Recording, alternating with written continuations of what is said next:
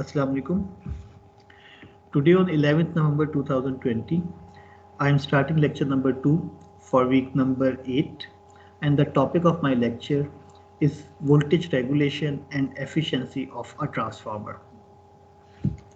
So what is voltage regulation? Uh, can anybody explain that what is the voltage regulation of a transformer? कोई idea देगा क्या होती है voltage regulation?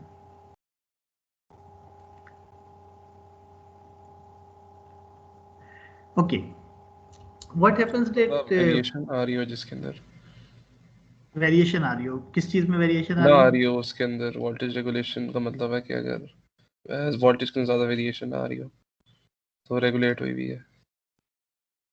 अगर variation ना आ रही हो तो वो रेगुलेट हुई भी है, ये कहना चाह रहे हैं आप?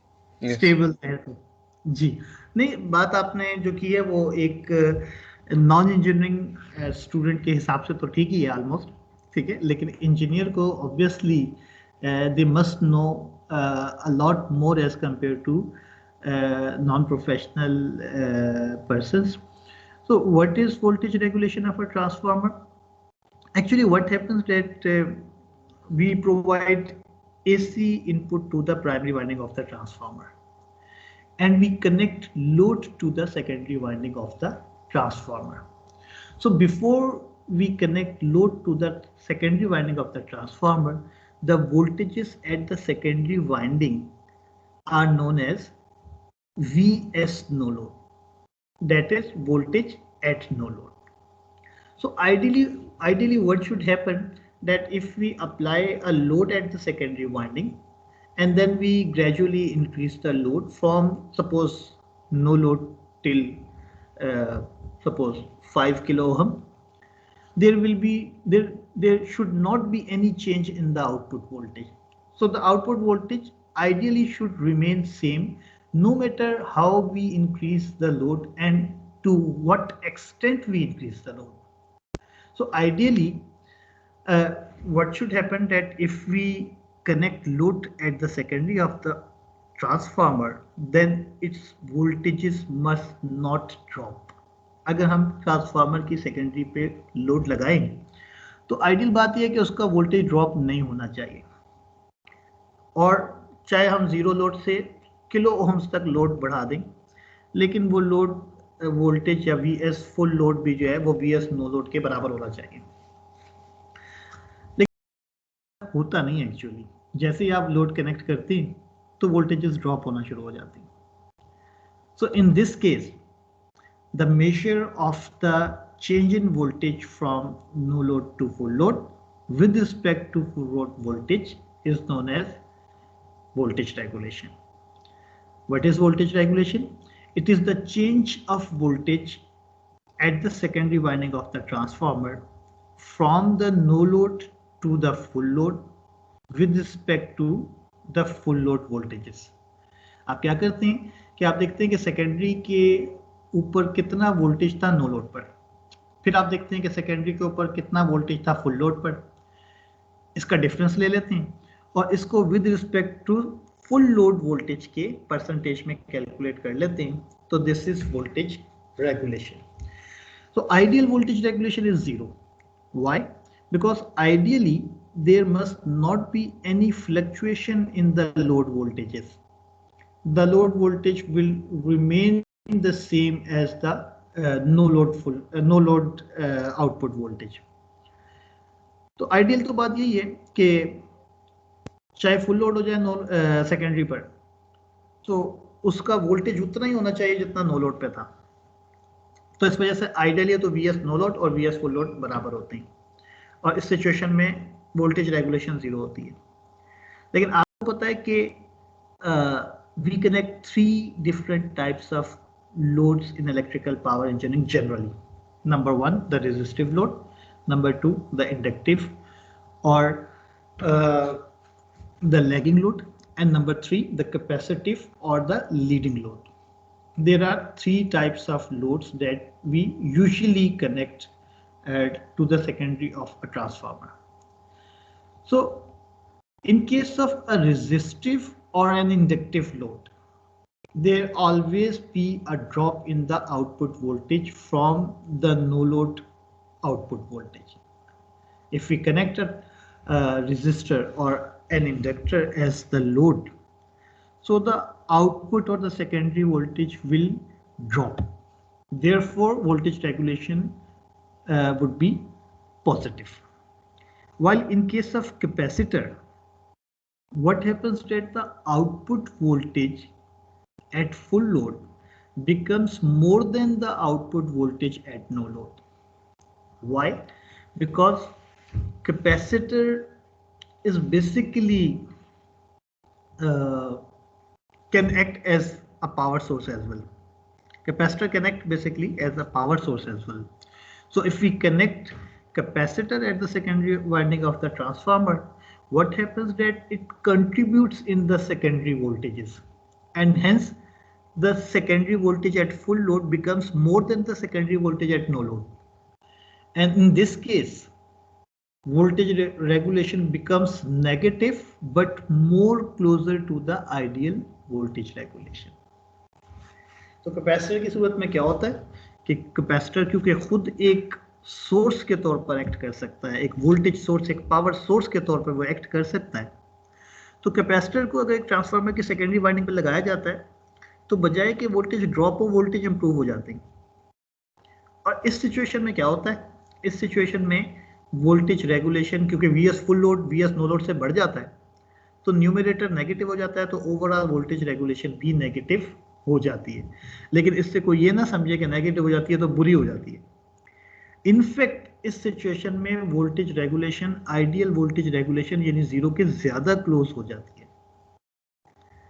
ठीक है जी। तो याद रखिए कि मैंने जैसे पहले भी बताया कि पैसिव कंपोनेंट्स में से जो कैपेसिटर है ये सबसे पसंदीदा है किसी भी सर्किट में लगा हुआ। फॉर एग्जांपल आप हाफ वेव रेक्टिफायर लगाते थे तो आप क्या करते थे कि लोड रेजिस्टर के पैरेलल में कैपेसिटर लगा देते थे, आप कहते थे ये फिल्टरिंग कैपेसिटर है। तो वो फिल्टरिंग कैपेसिटर क्या करता था, वो जो रेक्टिफायर सर्किट की लोड रेजिस्टेंस में जो थोड़े से रिपल्स आ रहे होते थे उनको वो रिमूव कर देता था और स्मूथ डीसी प्रोवाइड कर देता था। तो देखें कैपेसिटर का फायदा कि कैपेसिटर वोल्टेज रेगुलेशन में वहां पर भी फायदा देता है। जब आप एक हाफ वेव रेक्टिफायर सर्किट लगाते थे तो आप रिकॉल करें कि अक्सर उसके पैरेलल में एक कैपेसिटर लगा होता था और किसी टीचर से अगर आपने पूछा हो कि सर ये कैपेसिटर यहाँ पे क्या कह रहा है तो कर रहा है, तो आप उसने यही कहा होगा उन्होंने कि ये एक फिल्टरिंग कैपेसिटर है जो कि स्मूथ डीसी की प्रोविजन के लिए लगा हुआ है। वजह क्या है कि अगर एक कैपेसिटर और एक रेजिस्टर पैरेलल में कनेक्टेड हो और आप एक ऐसा वेवफॉर्म उससे पास करवा रहे हैं वोल्टेज या करंट का जिसमें जैसे कहते हैं कि साइन वेव भी हो यानी एसी भी हो और डीसी भी हो, तो इस सिचुएशन में क्या होता है कि कैपेसिटर सारे के सारे एसी को अपनी तरफ बुला लेता है। Why? Because capacitors are designed to offer low impedance path for the flow of AC currents. याद रखें कि हमें अपने बच्चों को कैपेसिटर, इंडक्टर और रेजिस्टर को बहुत डिटेल में जानना है। तो कैपेसिटर बनाने का मकसद क्या था? कैपेसिटर बनाने का मकसद ये था कि कैपेसिटर जो है वो एसी के लिए लो इंपीडेंस पाथ होता है। वो एसी को कहता है कि मेरे अंदर से गुजर जाओ। अब जैसे मैं मिसाल दूं, एक बिल्कुल ही सिंपल सा सर्किट, आपको पता है हाफ वेव रेक्टिफायर का सर्किट क्या होता है, आपको कोई बताने की जरूरत नहीं, आप माशाल्लाह 5वें सेमेस्टर के स्टूडेंट्स हैं। तो देखें, सपोज ये आपने एक मिनट थोड़ा सा बेहतर कर लेते हैं। सपोज ये आपने एसी सोर्स दिया, ठीक है, और एसी सोर्स के बाद आपने जनाब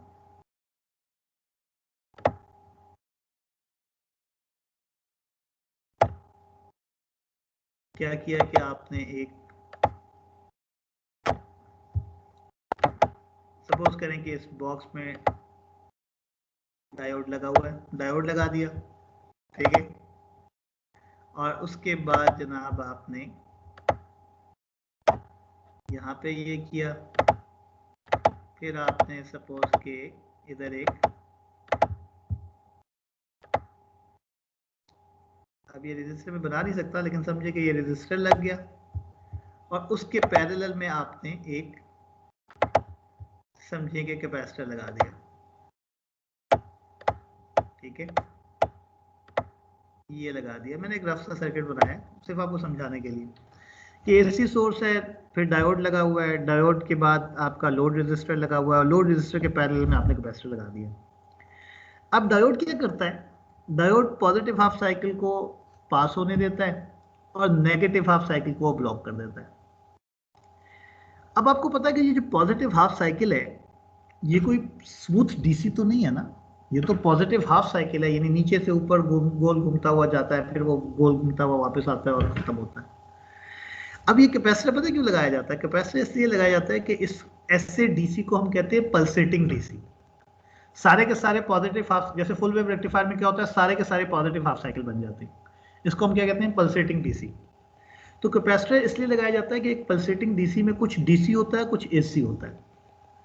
तो कैपेसिटर पैरेलल में क्यों लगाया जाता है कि जो एसी पोर्शन है वो कैपेसिटर ले ले और जो डीसी पोर्शन है वो रेजिस्टर से गुजर जाए, और इस तरह से लोड को स्मूथ डीसी मिलेगी। क्योंकि जो एसी पोर्शन है पैरेलल में कैपेसिटर लगा हुआ है, उसकी लो इंपीडेंस है एसी के लिए, सारा का सारा एसी कैपेसिटर से गुजर जाएगा और सारा का सारा डीसी रेजिस्टर के लिए बच जाएगा। ये बात समझ रहे हैं कि यहाँ पर रेजिस्टर और कैपेसिटर पैरेलल में लगे हुए हैं। एक ऐसा सिग्नल जो कि पल्सेटिंग डीसी है, आसान अल्फाज में कुछ एसी और कुछ डीसी है, उसका एसी पोर्शन सारा कैपेसिटर से गुजर जाएगा और डीसी पोर्शन सारा रेजिस्टर से गुजरेगा। आसान अल्फाज में लोड रेजिस्टेंस को सारी डीसी यानी स्मूथ डीसी मिलेगा और सारा का सारा एसी पोर्शन कैपेसिटर अपने अंदर एब्सॉर्ब कर लेगा। तो कैपेसिटर के बहुत फायदे ही फायदे। एक बहुत ही जैसे कहते हैं फर्माबरदार ताबेदार बच्चा है, और इससे कभी वो ये काम फिल्टरिंग वाला ले लेता है ताकि वो एसी एब्जॉर्ब करके एक स्मूथ डीसी की प्रोविजन का बायस बन जाता है, और कभी कैपेसिटर पैरेलल में इसलिए कनेक्ट किया जाता है ताकि वो सिस्टम के वोल्टेजेस इंप्रूव कर दे, और सिस्टम के वोल्टेजेस इंप्रूव करने से और भी बहुत से फायदे हो जाते हैं। फॉर एग्जांपल लाइन लॉसेस कम हो जाते हैं, आपको कंडक्टर ये इकोनॉमिकली वायबल हो जाता है, सस्ता कंडक्टर से भी आपका गुजारा हो जाता है जब लाइन लॉसेस कम हो जाते हैं, तो बहुत सारे फायदे होते हैं। खैर वो वैसे दरमियान में एक बात आ गई तो मैंने कहा जरा कैपेसिटर पे भी कुछ बातें कर दूं। तो जैसे मैंने आपको कैपेसिटर बताया कि कैपेसिटर एसी को लो रेजिस्टेंस ऑफर करने के लिए, लो इंपीडेंस ऑफर करने के लिए बनाया जाता है। इसी तरह से रिकॉल करें कि मैंने ट्रांसफार्मर कोर के बारे में क्या कहा था कि transformer cores are made to offer low reluctance path to the flow of flux. तो ट्रांसफार्मर कोर जो है वो मैग्नेटाइज होने के लिए, फ्लक्स को लो रिलेक्टेंस पाथ देने के लिए बनाई जाती है। तो आपने से कोई बताएगा कि इंडक्टर क्यों बनाया जाता है?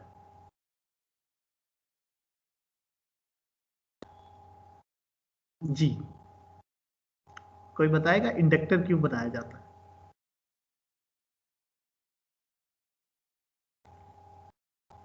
वजह क्या है इलेक्ट्रिकल इंजीनियरिंग में इंडक्टर बनाने की? ना बनाए भाई, रेजिस्टर और कैपेसिटर से ही काम चलाएं।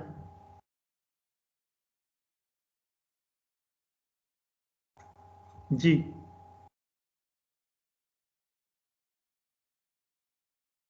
कोई नहीं, चलें क्या कह सकते हैं। देखिए याद रखिए ये जो इंडक्टर है ना, इंडक्टर मैग्नेटिक फील्ड को रिटेन रखने के लिए बनाया जाता है, नंबर 1। नंबर 2, इंडक्टर इसलिए बनाया जाता है कि जब इंडक्टर बनता है तो एक फेज एंगल रेजिस्टिव लोड से क्रिएट होता है। अब ये जो फेज एंगल क्रिएट होता है ये मुख्तलिफ चीज़ों में फ़ायदा देता है। फॉर एग्जांपल ये एक पल्सेटिंग टॉर्क जनरेट कर सकता है जिसकी वजह से कोई सिंगल फेज मोटर घूम सकती है। नंबर 2 कि आपने इंडक्टर बना लिया तो अब आप जब एसी इसमें से फ्लो करवाएंगे तो उसकी वजह से Faraday's law of electromagnetic induction होगा, और वो जो Faraday's law of electromagnetic induction होगा उसकी वजह से EMFs या वोल्टेजेस जनरेट होंगे। तो आसान अल्फाज में ये ट्रांसफार्मर के लिए भी इंपॉर्टेंट है। ट्रांसफार्मर टोटली इंडक्टर पे डिपेंड कर रहा है, ठीक है। तो ट्रांसफार्मर एक्शन के लिए इंडक्टर बनाया जाता है, मैग्नेटिक फील्ड को रिटेन करने के लिए इंडक्टर बनाया जाता है, ये एक फेज एंगल जनरेट करने के लिए इंडक्टर बनाया जाता है। तो इंडक्टर बनाने के भी इलेक्ट्रिकल इंजीनियरिंग में बहुत सारे यूजेस हैं। इसी तरह से याद रखें कि ये इंडक्टर एज अ फिल्टर भी काम करता है। याद रखिए, इंडक्टर एज अ फिल्टर भी काम करता है और डिफरेंट फ्रीक्वेंसीज जनरेट करने के लिए भी फिल्टर बनाया जाता है, ठीक है जी। खैर हम काफ़ी आगे चले गए वोल्टेज रेगुलेशन में। यहाँ पर बात क्या थी कि ideally when a load is connected at the secondary winding of the transformer, what should happen, that its output voltage, its secondary voltage should not change. This is ideal situation, that Vs no load must be equal to Vs full load, and in this situation ideal voltage regulation would be 0. But in practice what happens, that when we connect a resistive load or an inductive load, Vs full load becomes lower than the Vs no load, and hence we get a positive voltage regulation between 0 to 100%. Similarly, in case of a capacitor, Vs full load becomes higher or more than Vs no load. So we get a negative voltage regulation between 0 to 100%. The second formula is more useful as compared to the first formula. Why? Because often we use this formula for voltage regulation of transformers. And for voltage regulation of transformers, most probably we either convert the model into a refer to secondary side or a refer to primary side.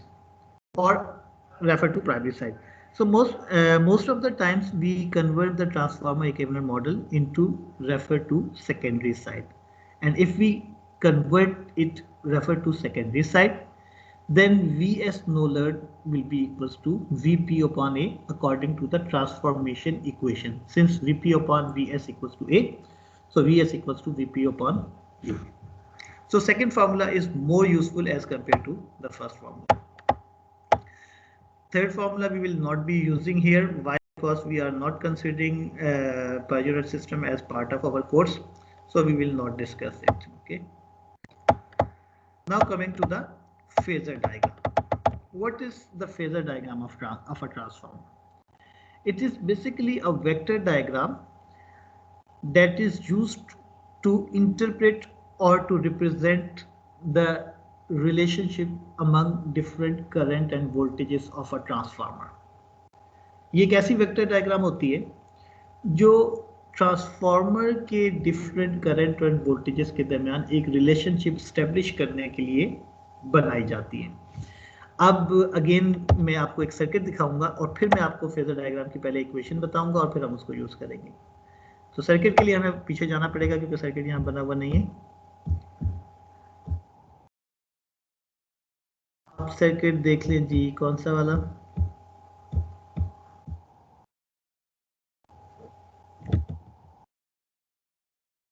वाला circuit.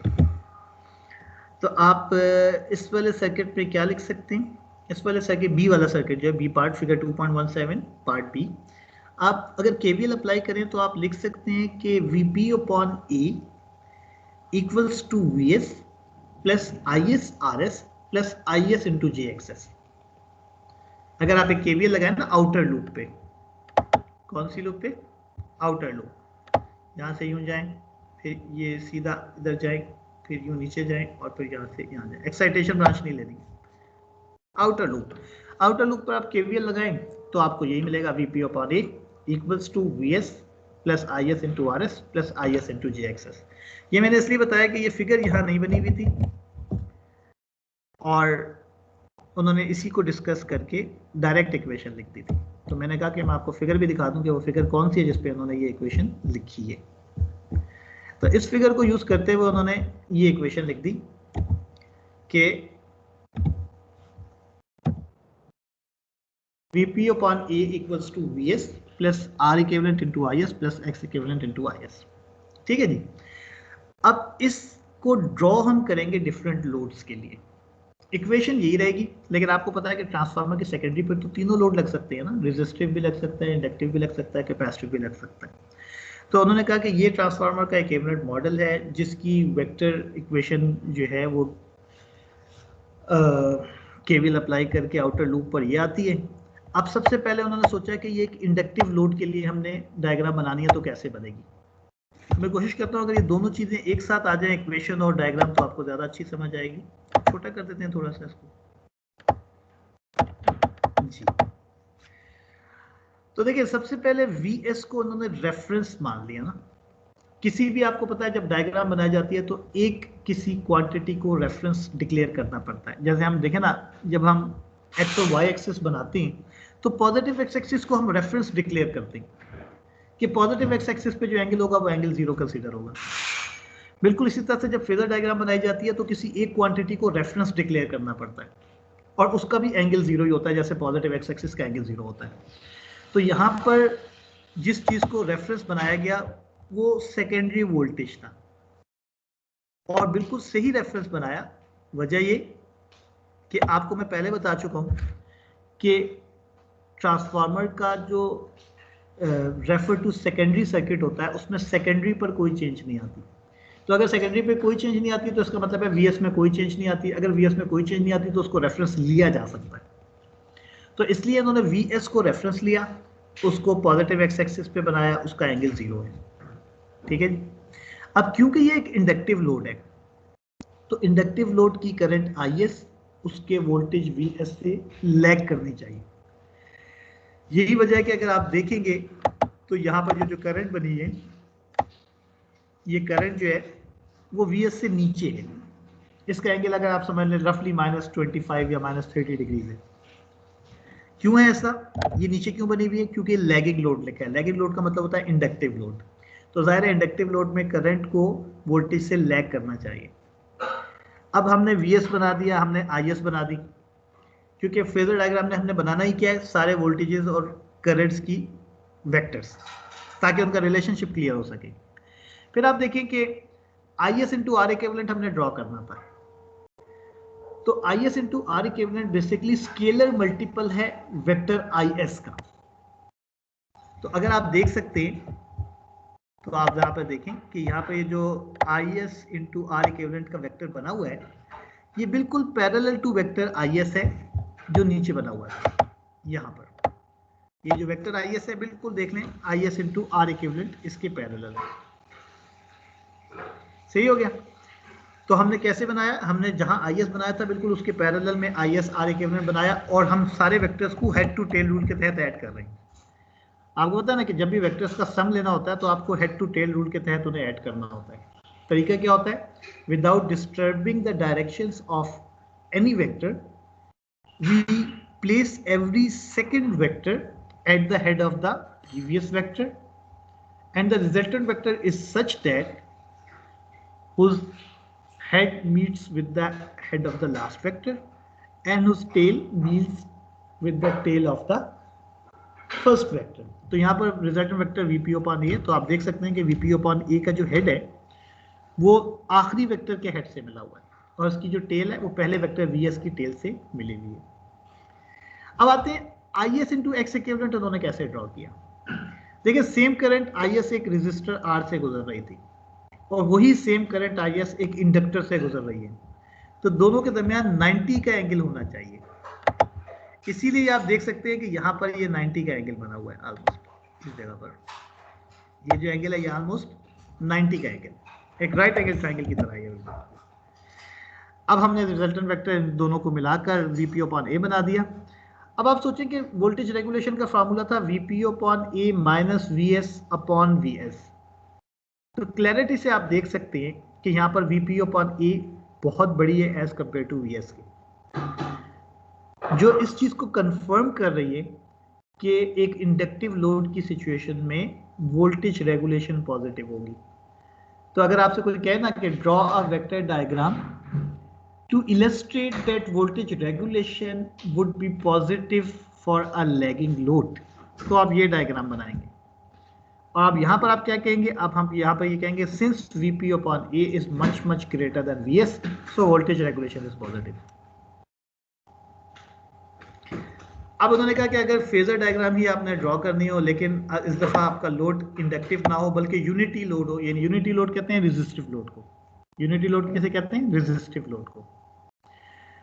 तो अगर unity load हो तो phasor diagram कैसे draw होगी, तो इस तरह ड्रॉ होगी, जैसे ये नीचे राइट एंगल ट्रायंगल वाली ये वाली जो ड्रॉ हुई है, ये यूनिटी लोड के लिए बी वाला, सॉरी ए वाला, ये यूनिटी लोड के लिए ड्रॉ हुई है। और देखिए कि ये रेजिस्टिव लोड था, लिहाजा Vs और Is आपस में इन फेज है, यहां से यहां तक Vs है और आप देख सकते हैं कि Is बिल्कुल इसके पैरेलल है।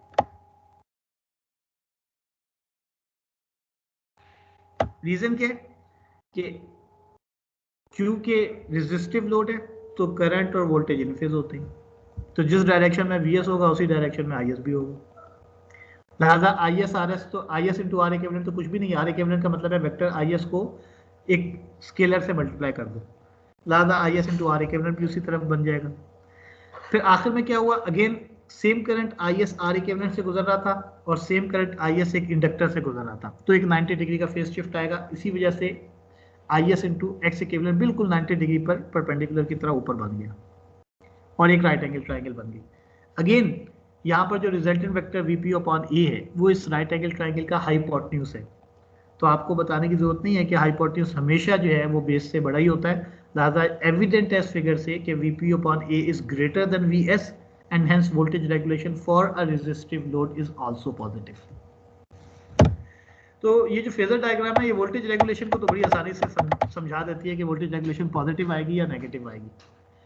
अब ये जो तीसरी डायग्राम बनी हुई है सबसे आखिर में, ये लीडिंग पावर फैक्टर यानी एक लीडिंग लोड यानी कैपेसिटर के लिए बनी हुई है। तो जरा गौर करें कि इसका जो डायरेक्शन वेक्टर है Is वो Vs से अहेड है, आगे है, क्योंकि कैपेसिटिव लोड है ना, तो इसका करंट Is इसके वोल्टेज Vs से अहेड होगा, आगे होगा। और आगे हम बिल्कुल वैसे ही करेंगे कि Is into R equivalent parallel होता है Is के, तो हमने Is के पैरेलल जो है वेक्टर बना दिया Is इंटू आर इक्विवेलेंट। फिर same current Is R equivalent से गुजर रही थी, सेम करंट एक इंडक्टर से गुजर रही है, तो 90 डिग्री का एंगल बना दिया। और अब इस दफ़ा आप बिल्कुल क्लैरिटी से देख सकते हैं कि Vp अपॉन A जो है वो बड़ा नहीं है Vs से, वो मामूली सा छोटा जरूर हो सकता है लेकिन वो बड़ा नहीं है। तो इस सिचुएशन में क्योंकि Vp अपॉन A Vs से छोटा है तो हम कहेंगे कि वोल्टेज रेगुलेशन नेगेटिव है। ठीक हो गया। तो ये फेजर डायग्राम्स किस लिए होती हैं, फेजर डायग्राम्स जो है वो एक ट्रांसफार्मर के अंदर डिफरेंट वोल्टेजेस एंड करंट्स की रिलेशनशिप को इंटरप्रेट करने के लिए, डिमॉन्स्ट्रेट करने के लिए यूज की जाती है। अब ये जो डायग्राम बनी हुई है फिगर 2.28, वो ये कहते हैं कि अगर हम वोल्टेज रेगुलेशन के लिए कोई अप्रॉक्सीमेट निकालने की कोशिश करें तो हम क्या करेंगे। ये हम इसलिए डिस्कस नहीं करें कि हम लोगों ने जितनी भी कैलकुलेशन न्यूमेरिकल में भी करनी है और अभी तक हमने जो की है वो हमने एग्जैक्ट की है, हमने कुछ अप्रॉक्सीमेट नहीं किया, लिहाजा हम इस डायग्राम को डिस्कस नहीं करेंगे फिगर 2.28 को, क्योंकि हम एग्जैक्ट कैलकुलेशंस परफॉर्म करने वाले हैं ट्रांसफार्मर की वोल्टेज रेगुलेशन और एफिशिएंसी के लिए। एफिशिएंसी तो आपको हमेशा से पता है कि एफिशिएंसी क्या होती है, output divided by input multiply by 100%।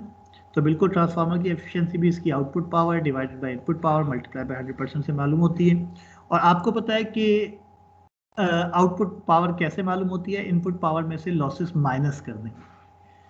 और इनपुट पावर कैसे मालूम होती है, अगर आउटपुट पावर में लॉसेस ऐड कर दें। तो इस वजह से उन्होंने पी इन को क्या लिख दिया, P out plus P loss, कि अगर आउटपुट पावर में आप लॉसेस ऐड कर दें तो आपको पी इन पता चल जाएगी। अगर आपको आउटपुट पावर पता है तो P out divided by P in multiply by 100% करें तो आपको ट्रांसफार्मर की एफिशिएंसी मालूम हो जाएगी। तो हम ट्रांसफार्मर की आउटपुट पावर पहले ही पढ़ चुके हैं कि ट्रांसफार्मर की आउटपुट पावर क्या होती है, VS I S cos of theta. तो ट्रांसफार्मर की आउटपुट पावर आपको पता है कि वो VS I S cos of theta होती है। ट्रांसफार्मर की इनपुट पावर के लिए आप इस आउटपुट पावर में उसके लॉसेस ऐड करेंगे, कौन से वाले, कोर लॉसेस और आई स्क्वायर आर लॉसेस। ठीक है जी, तो आपको एफिशिएंसी मालूम हो जाएगी।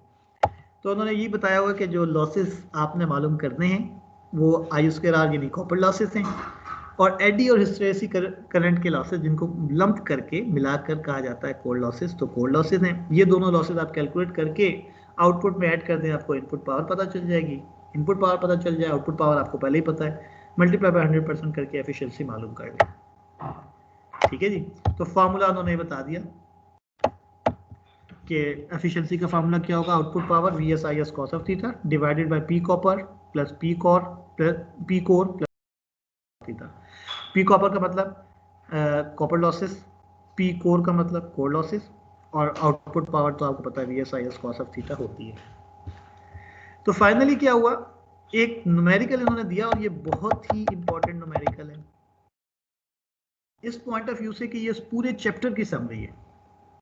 इस न्यूमेरिकल में ओपन सर्किट टेस्ट हो रहा है, इस न्यूमेरिकल में शॉर्ट सर्किट टेस्ट हो रहा है, इस न्यूमेरिकल में ट्रांसफार्मर को रेफर टू प्राइमरी करना पड़ रहा है, रेफर टू सेकेंडरी करना पड़ रहा है, इस ट्रांसफार्मर में, इस न्यूमेरिकल में ट्रांसफार्मर की वोल्टेज रेगुलेशन कैलकुलेट हो रही है, एफिशिएंसी कैलकुलेट हो रही है, ट्रांसफार्मर के लॉसेस कैलकुलेट हो रहे हैं। तो ये न्यूमेरिकल में कह सकता हूँ कि इसमें पूरे चैप्टर की रिविजन है। हाँ, अब मैं इंपॉर्टेंट इसको कह रहा हूँ तो ये मत समझें कि इसका मतलब है कि पेपर में ही आना है। मतलब इंपॉर्टेंट का ये है कि ये बहुत अच्छा रिवीजन है पूरे चैप्टर का ना। अब जरूरी नहीं है कि मैं इतना लंबा न्यूमेरिकल दे दूं जनाब 5 पार्ट्स का, और वो आप 4, 6, 8 सफ़े तक एक न्यूमेरिकल ही करते रहें। ये कोई मिड टर्म का एग्जाम है, ये यहाँ पर कोई आपको मैं जॉब का एग्जाम नहीं करवा रहा आपसे, ठीक है। मतलब ये कहने का मतलब है कि अगर मैं किसी को इंपॉर्टेंट कहूँ तो ये ना समझे कि वो कोई पेपर में आ रहा है। ये इंपॉर्टेंट इसलिए कि ये पूरे चैप्टर की रिविजन है। तो देखते हैं, पहले हम सवाल पढ़ते हैं और अब देखें कि मैं चीज़ों को कैसे इंटरप्रेट कर रहा हूँ। ये बड़ी इंपॉर्टेंट है। बाद लोग बहुत दफ़ा कहते हैं कि सर न्यूमेरिकल्स नहीं हो रहे, न्यूमेरिकल। देखिए, बाद में जब मैं लेक्चर में बातें कर रहा होता हूँ आप उसको गौर नहीं कर रहे होते। फॉर एग्जाम्पल, आप मेरी बात ज़रा सुने कि मैं किसके बारे में क्या कह रहा हूँ। न्यूमेरिकल में तो लिखा हुआ है 15 kVA,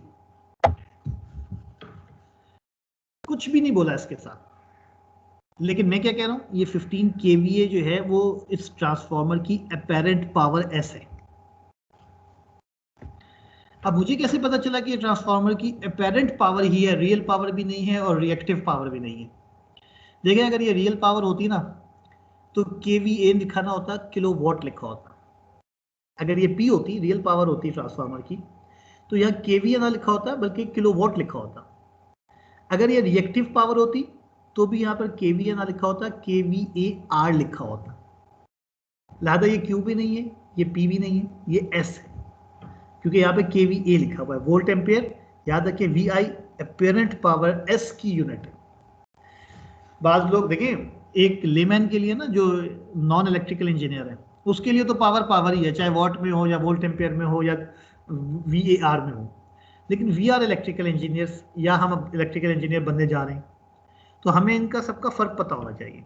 kVA means apparent power, K का मतलब तो किलो होता है, volt ampere means apparent power. अगर ये रिएक्टिव पावर Q होती तो ये VAR होती।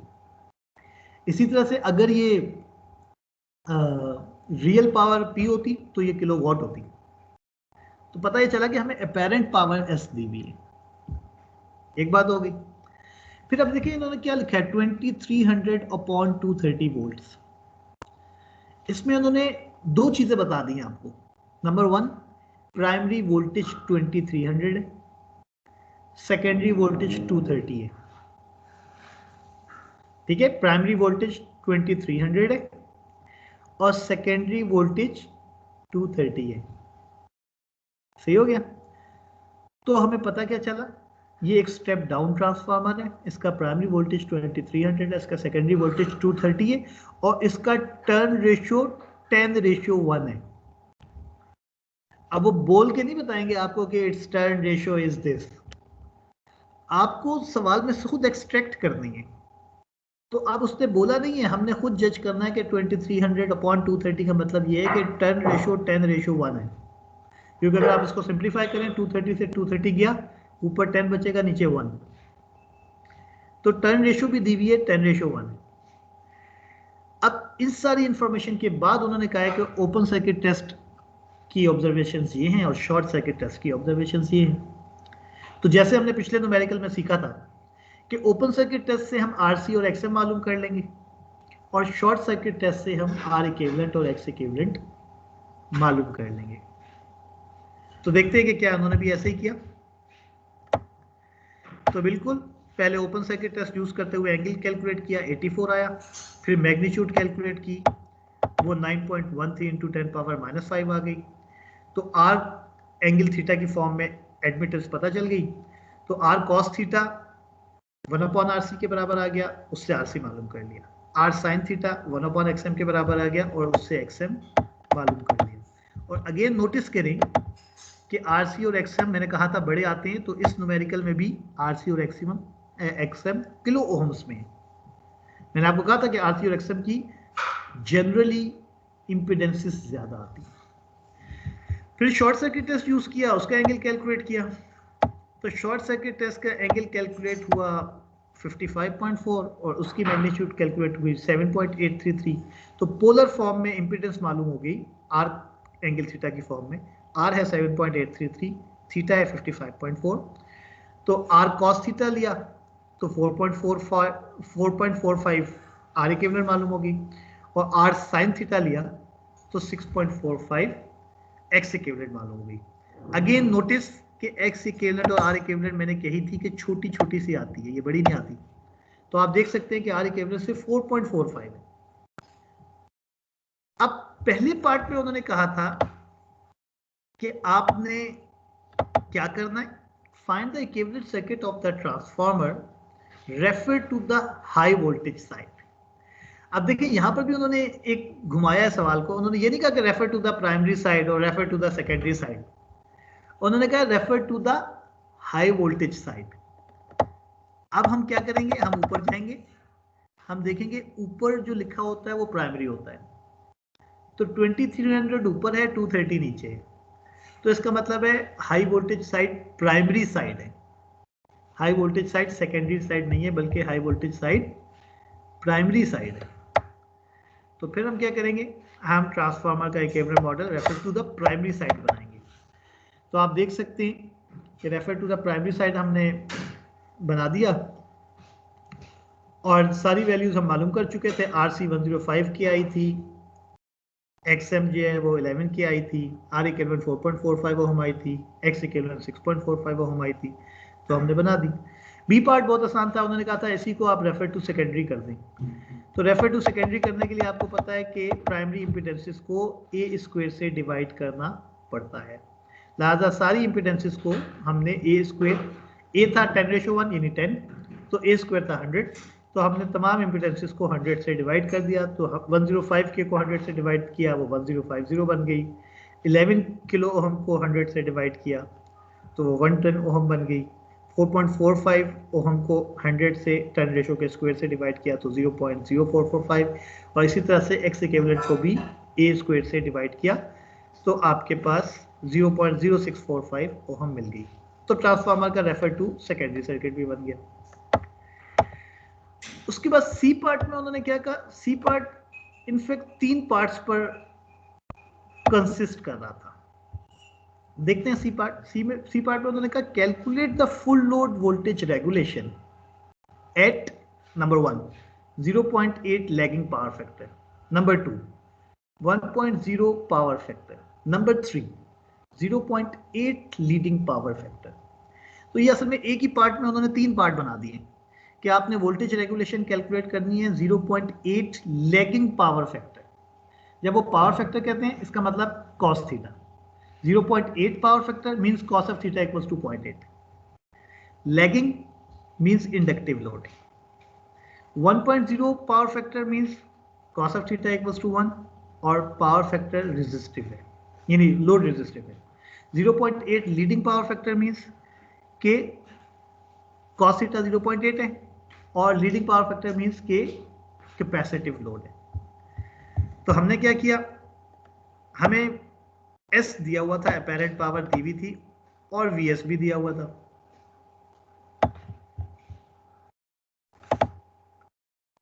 ठीक है जी, हमें S दिया हुआ था और VS भी दिया हुआ था। एस 15 केवीए था तो 15 केवीए मीन्स 15,000 वोल्ट एम्पेयर और वीएस हमें 230 पता था, तो हमने वीएस डिवाइडेड बाय यानी एस डिवाइडेड बाय वीएस करके आईएस मालूम कर लिया।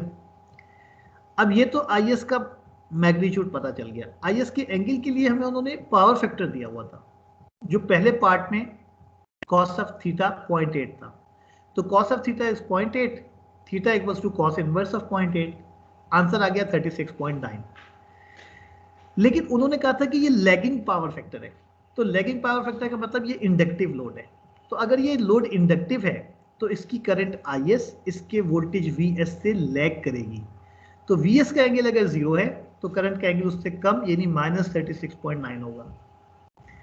अब बात समझ रहे हैं कि अब मैंने माइनस क्यों लिखा, लैगिंग की वजह से, वरना cos ऑफ थीटा अगर 0.8 हो, cos इनवर्स ऑफ 0.8 36.9 आता है, -36.9 नहीं आता। ये माइनस मैंने अपनी तरफ से लिखा है, क्यों लिखा है, उन्होंने कहा था लैगिंग पावर फैक्टर है। लैगिंग पावर फैक्टर का मतलब इंडक्टिव लोड है, इंडक्टिव लोड का मतलब कि अब इंडक्टर की करंट इंडक्टर के वोल्टेज से लैग करती है, तो अगर वीएस उसका 0 पर है, इंडक्टर का वोल्टेज वीएस है, तो वीएस अगर 0 पर है तो उसकी करंट 0 से नीचे होनी चाहिए, इसीलिए मैंने कहा ये 36.9 पॉजिटिव नहीं लूंगा बल्कि 36.9 नेगेटिव लूंगा। तो आईएस पता चल गई। जब आपको आईएस मालूम हो गई तो इक्वेशन 2.64 जो आपको यहाँ पर नजर भी आ रही है, दोबारा से लिख दी है उन्होंने, इसको यूज करते हुए आपने आउटपुट वोल्टेज Vp/A मालूम कर लिया। जब Vp/A आपको मालूम हो गया, जो असल में Vs नो लोड होता है, Vs होता है Vs फुल लोड, और Vp/A क्या होता है, Vs नो लोड। तो Vp/A यानी Vs नो लोड आपने मालूम कर लिया, Vs यानी Vs फुल लोड आपको पहले से ही पता था। तो आपने जब वोल्टेज रेगुलेशन कैलकुलेट की तो वो एक इंडक्टिव लोड के लिए आपको वोल्टेज रेगुलेशन मिली 2.1%। सिंपल सा फार्मूला वोल्टेज रेगुलेशन का, Vp/A that is Vs no load minus Vs that is Vs full load divided by Vs that is full load, तो आपको वोल्टेज रेगुलेशन मालूम होगी। सेम प्रोसीजर आपने रिपीट किया जब power factor 1 था, तो cos ऑफ थीटा इज 1, तो cos इनवर्स ऑफ 1 इज 0, तो आसान अल्फाज में करंट का एंगल भी इस दफा 0 था, मैग्नीट्यूड तो वही रहेगी जो हम पहले कैलकुलेट कर चुके थे 65.2। तो अब हमने जब वोल्टेज रेगुलेशन कैलकुलेट की, पहले Vp/A कैलकुलेट किया, Vp/A जब कैलकुलेट हो गया तो हमने वोल्टेज रेगुलेशन में Vp/A minus Vs over Vs करके वोल्टेज रेगुलेशन कैलकुलेट की। तो आप देख सकते हैं कि एक रेजिस्टिव लोड की वोल्टेज रेगुलेशन भी पॉजिटिव आई, जैसे कि मैंने कही थी कि इंडक्टिव और रेजिस्टिव लोड की वोल्टेज रेगुलेशन पॉजिटिव आती है। आखिर में हमने कैपेसिटिव लोड के लिए वोल्टेज रेगुलेशन कैलकुलेट करनी थी, तो cos ऑफ थीटा 0.8 दिया हुआ था, cos इनवर्स ऑफ 0.8 36.9 आ गया, और इस दफा क्योंकि कैपेसिटर था तो कैपेसिटर की करंट आई उसके वोल्टेज V से अहेड होती है, आगे होती है, तो अगर वोल्टेज का एंगल 0 था तो करंट का एंगल प्लस में होना चाहिए था, और इसी वजह से मैंने इसमें प्लस में ही एंगल लिया, तो एंगल 36.9 लिया। दोबारा से उसी equation Vp/A equals to Vs plus Is into R equivalent plus Is into X equivalent में हमने सारी वैल्यूज पुट करके Vp/A Vs no load calculate कर लिया, और जब Vs नो लोड से Vs फुल लोड माइनस किया और divided by Vs full load किया, तो इस दफा वोल्टेज रेगुलेशन नेगेटिव क्यों आई, क्योंकि Vs फुल लोड जो है वो Vs नो लोड से ज्यादा था। लेकिन जरा गौर करें, मैंने आपसे एक बात की थी कि कैपेसिटर की सिचुएशन में जो वोल्टेज रेगुलेशन है वो आइडियल वोल्टेज रेगुलेशन के करीब होती है, तो आप देखें कि सबसे करीब 0 से कैपेसिटर है, वो बेशक 0 के लेफ्ट पर है। अगर आप नंबर लाइन बनाएं, कैपेसिटिव वोल्टेज रेगुलेशन 0 के लेफ्ट पर है, इंडक्टिव या रेजिस्टिव वोल्टेज रेगुलेशन 0 के राइट पर है, लेकिन 0 से क्लोज कौन है, ये 0.06 पर खड़ी हुई है, वो 1.28 या 2.1 पर थी। तो पता चला कि कैपेसिटर की जो वोल्टेज रेगुलेशन है वो आइडियल वोल्टेज रेगुलेशन से सबसे ज्यादा करीब होती है। ठीक है जी। डी पार्ट में वो मैटलैब के जरिए ग्राफ ड्रॉ करवा रहे हैं, तो मेरा ख्याल है सिग्नल सिस्टम में आप इतने ग्राफ ड्रॉ करते हैं कि मुझे नहीं लगता कि मुझे आप करवाने से मुझे कुछ मिलेगा, इसलिए मैं आपसे ये पार्ट नहीं करवा रहा। हम लास्ट पार्ट पे जाएंगे, एफिशिएंसी ऑफ ट्रांसफार्मर। देखिए, ट्रांसफार्मर की एफिशिएंसी के लिए उसके दो लॉसेस हमें कैलकुलेट करने थे। नंबर 1 I² R लॉसेस जो कि कॉपर लॉसेस थे। तो आउटपुट करंट लोड की करंट IS ही थी, IS हमें मालूम थी, तो I square R mean IS square into R, तो IS भी पता था, R भी पता था, तो IS का स्क्वायर किया, उसको R से मल्टीप्लाई किया, तो P कॉपर यानी कॉपर लॉसेस मालूम हो गए 189 वॉट। कोर लॉसेस के लिए देखिए कि कोर लॉसेस होते हैं जो RC में अकर करते हैं ना, RC रजिस्टर के अक्रॉस जो लॉसेस अकर करते हैं वही कोर लॉसेस होते हैं। तो हमें RC का वोल्टेज पता था VP/A, हमें RC का वोल्टेज पता था, तो हमने क्या किया कि हमने RC का वोल्टेज VP/A मालूम कर लिया था। तो VP/A आपको पता है कि पावर का एक और फॉर्मूला क्या है, V स्क्वायर अपॉन R, तो VP/A whole square divided by R किया, तो इस तरह से हमें P कोर यानी कोर लॉसेस मालूम हो गए। जब ये दोनों लॉसेस मालूम हो गए तो output power VSIS cos of theta में ऐड कर दिए, आउटपुट पावर थी 12,000 VSIS cos ऑफ थीटा, तो output power VSIS cos of theta में कोर लॉसेस और कॉपर लॉसेस ऐड किए तो इनपुट पावर मालूम हो गई, और फिर output power divided by input power की तो हमें एफिशिएंसी मालूम हो गई। और यहाँ पर जो पॉइंट्स टू बी नोटेड है कि इतने सारे लॉसेस जो हमने आपको पढ़ाए और फिर हमने काउंट भी किया और ट्रांसफार्मर के मॉडल में भी डाले और फिर कैलकुलेट भी किए, इसके बावजूद ट्रांसफार्मर की एफिशिएंसी क्या निकली, 98%। Point to be noted, transformer is highly efficient device despite of the fact that we have included all possible losses that occur in a transformer core and in both the primary and the secondary windings of the transformer. Still the efficiency of transformer is above 98%. Why is it so? Because transformer has no rotating part in it. Transformer is a stationary device. It has no losses due to frictional due to friction in the sliding context, or it has no windage losses due to rapid motion of anything, because there is no rotatory motion here. So this is the case that generally transformers are much efficient as compared to motors and generators. A typical DC motor is efficient up to only 50%. A typical induction generator is quite poor in its efficiency. ना तो induction generator अच्छे efficient होते हैं, ना DC Motors अच्छी efficient होती हैं। हाँ, सिंक्रोनस जनरेटर्स एफिशिएंट होते हैं, इसीलिए सबसे ज़्यादा यूज होती हैं। इंडक्शन मोटर्स काफ़ी एफिशिएंट होती हैं, इसलिए वो सबसे ज़्यादा यूज होती हैं। कोई आपसे पूछे सबसे ज़्यादा यूज होने वाला जनरेटर कौन सा है, synchronous generator. Mangla Tarbela dam, तमाम डैम्स पे जो जनरेटर्स लगे कौन से हैं, सिंक्रोनस जनरेटर्स। बहरिया यूनिवर्सिटी में जो डीजल पेट्रोल जनरेटर्स लगे वो कौन से, सिंक्रोनस जनरेटर्स। जब भी अदर देन विंड टरबाइन कोई भी जनरेटर यूज होता है वो कौन सा होता है, सिंक्रोनस जनरेटर्स। और मजे की बात है, अब तो विंड टरबाइंस पर भी लोग रिलक्टेंट ही हैं मतलब लगाने पर ना इंडक्शन जनरेटर्स को। खैर, तो यहाँ पर हमारा बिफोर मिड का कोर्स जो है वो मुकम्मल हो गया, और आपने अगर कोई सवाल करना हो तो आप कर सकते हैं। नहीं है सवाल? अच्छा, एक आर्टिकल छोटा सा रह गया था, वो मुझे याद आया यार, आर्टिकल 2.8 रह गया, ये मैं आपको बता देता हूँ। ये एक छोटा सा आर्टिकल है टेप चेंजिंग का ना, सॉरी ये लास्ट टॉपिक है।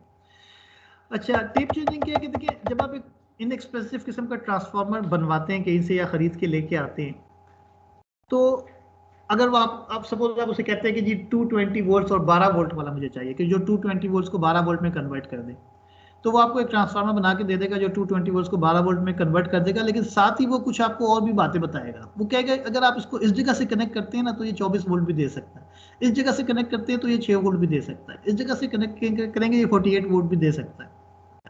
होता क्या है, एक इनएक्सपेंसिव ट्रांसफार्मर में 4-5 टेप्स वो खुद ही बना देते हैं। एक होती है सेंटर टेप, जिसके लिए आपने उसे कहा होता है, जैसे यहाँ पर सेंटर टेप कौन सी है, यहाँ पर जो कुछ नजर आ रही है आपको रेटिंग्स, यहाँ पर जो सेंटर टेप है वो जो सवाल में दी हुई है वो है 13,200 को 480 में कन्वर्ट करेगा ट्रांसफार्मर, ये उसकी सेंटर टेप होगा। तो देखिए नॉमिनल रेटिंग पर यही लिखा हुआ है, अगर आप गौर करें यहाँ नीचे नॉमिनल रेटिंग पे क्या करेगा, ये का सेंटर टेप पे रखा हुआ होगा ट्रांसफार्मर को, वो 13,200 को 480 में ही कन्वर्ट करेगा। ठीक है। अच्छा, अब अगर हम 5.0% टेप लिख देते हैं तो इसका क्या मतलब है कि 13,200 का आप 5% कैलकुलेट करेंगे, ठीक है जी, और ये आएगा 660। इस 660 को 13,200 में आप ऐड कर देंगे तो आपको 13,860 वोल्ट्स मिल जाएंगे प्राइमरी पर। सिमिलरली अगर वो 2.5% कहता है तो 13,200 का 2.5% कैलकुलेट करेंगे और 13,200 में ऐड कर देंगे तो आपको 13,530 मिल जाएगा। माइनस 2.5% का भी मतलब ये है कि 13,200 का 2.5% कैलकुलेट करें और 13,200 से माइनस कर दें। माइनस 5.0% का मतलब कि 13,200 का 5% कैलकुलेट करें और 5% 13,200 से माइनस कर दें। तो इस तरह से अमूमन एक इनएक्सपेंसिव ट्रांसफार्मर में भी 4 से 5 टेप्स मौजूद होती हैं। एक सेंटर टेप जिसके लिए वो बना होता है, जो आपने कहा होता है, और कुछ एक्स्ट्रा टेप्स ताकि आप डिपेंडिंग अपॉन लोड अपने वोल्टेजेस को एडजस्ट कर सकें। लेकिन ये इस एडजस्टमेंट का एक नुकसान है कि ये जो टेप चेंजिंग है, अगर आपने सेंटर टेप से सपोज +5 वाले पे जाना है, पहले आप ट्रांसफार्मर का लोड डिस्कनेक्ट करेंगे, फिर ट्रांसफार्मर की सप्लाई ऑफ करेंगे, उसको डी एनर्जाइज करेंगे और फिर उसकी टेप चेंज करेंगे, क्योंकि ऑन लोड ये टेप चेंज जो है नहीं हो सकती। तो इनएक्सपेंसिव ट्रांसफार्मर में एक ड्रॉबैक होता है कि आप जिस चीज़ के लिए बनवाते हैं सिर्फ उसी पर वो ऑपरेट करता है। अगर आपने किसी और वोल्टेज पर ऑपरेट करना है, 3-4 स्लॉट्स बनी हुई होती हैं, लेकिन वो 3-4 स्लॉट्स के लिए पहले आपको ट्रांसफार्मर को डिस्कनेक्ट करना पड़ता है उसके लोड से, फिर उसकी इनपुट जैसे कहते हैं एसी सोर्स से, और उसके बाद आप उसकी टेप चेंज करते हैं तो फिर वो नई टेप पे यूज होता है। ठीक है जी। तो इसका हल निकाला किसने? एक डिवाइस ने जिसे हम कहते हैं TCUL। ठीक है, यहां पर लिखी हुई है TCUL। What is TCUL? TCUL is basically tape changing under load. So this is a device that can offer variable tapes and hence variable voltages without disturbing the system, without disconnecting the load, or without uh, basically the compulsion of disconnecting the AC source of transformer. ना आपको source disconnect करनी पड़ती है, ना आपको load disconnect करना पड़ता है। Still you can offer variable voltages to your load, so it is a facility. Obviously ये एक लग्जरी है।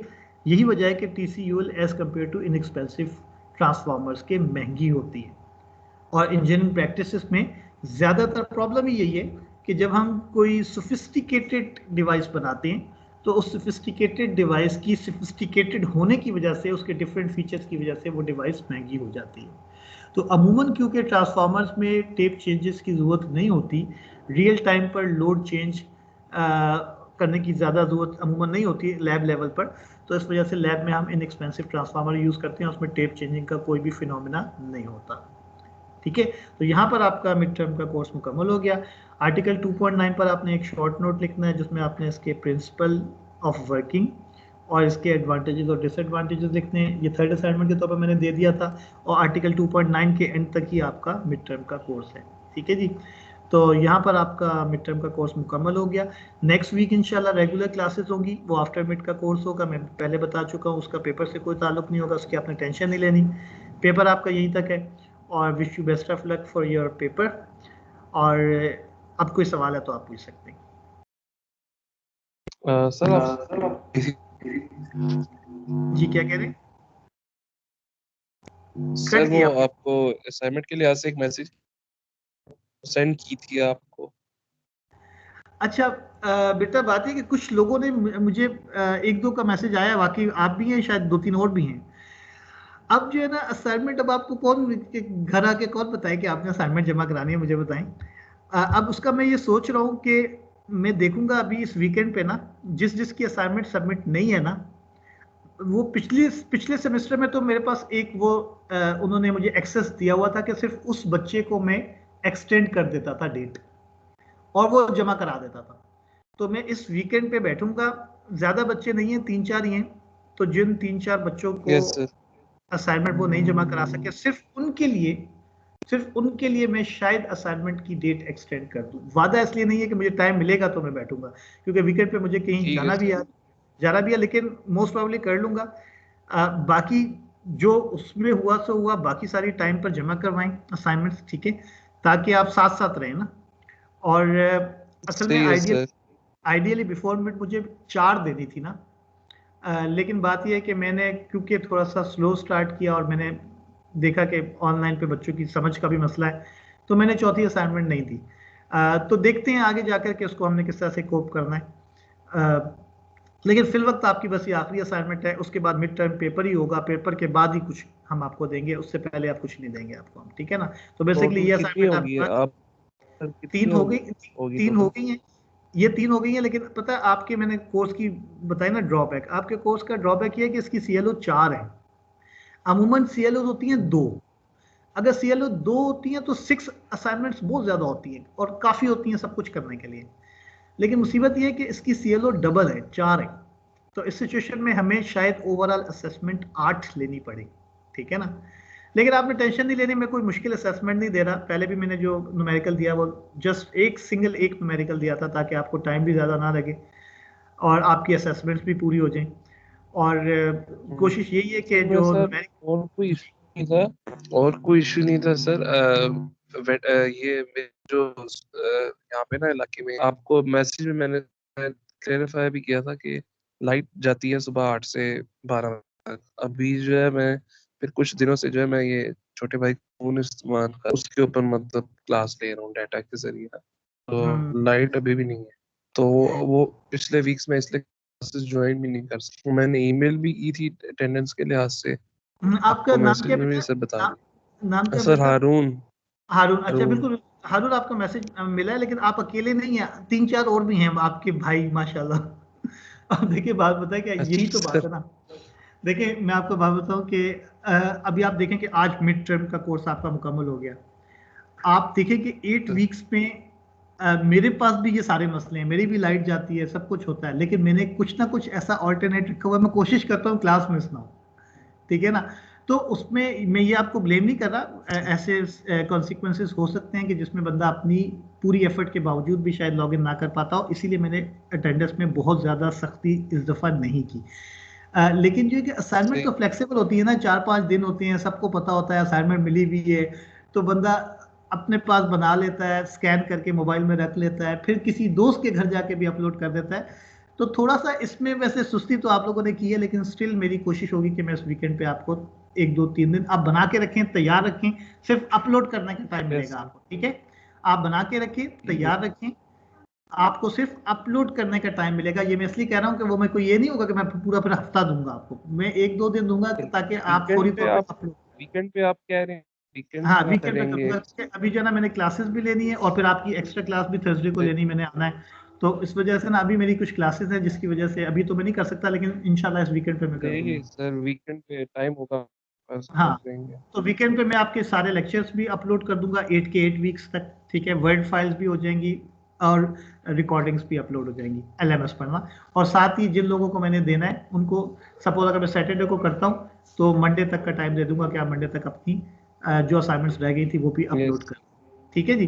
टेंशन नहीं लेनी, अभी सर। आपने दो मिड है पे फोकस मेरी करना। शायद दो। एक चलें तो जो मैंने आपको सेंड भी कर दी थी बट हाँ नहीं, सेंड का देखिए ना, एक तरफ सेंड का से। वो नहीं है ना, मसला है कि LMS पे होनी चाहिए ना, मसला सेंड का नहीं है। सेंड तो मुझे पता है ईमेल पे सारे कर सकते हैं फिर, लेकिन मसला है कि LMS पर अपलोडेड होनी चाहिए ना, ये रिक्वायरमेंट है। तो खैर लेकिन आपने टेंशन नहीं लेनी, अभी आपने फोकस रखना है किस चीज़ पर, मिड के पेपर पर, क्योंकि उसकी वेटेज बहुत ज़्यादा है। ठीक। तो आप उस पर फोकस करें और इंशाल्लाह फिर आप लोगों से हम नेक्स्ट वीक मिलेंगे, रेगुलर क्लासेस होंगी, मैंने बताया आपको। तो नेक्स्ट वीक इंशाल्लाह मुलाकात होती है। Till then take care and अल्लाह हाफिज़। हाँ सर। अल्लाह हाफिज सर। अल्लाह हाफिज़।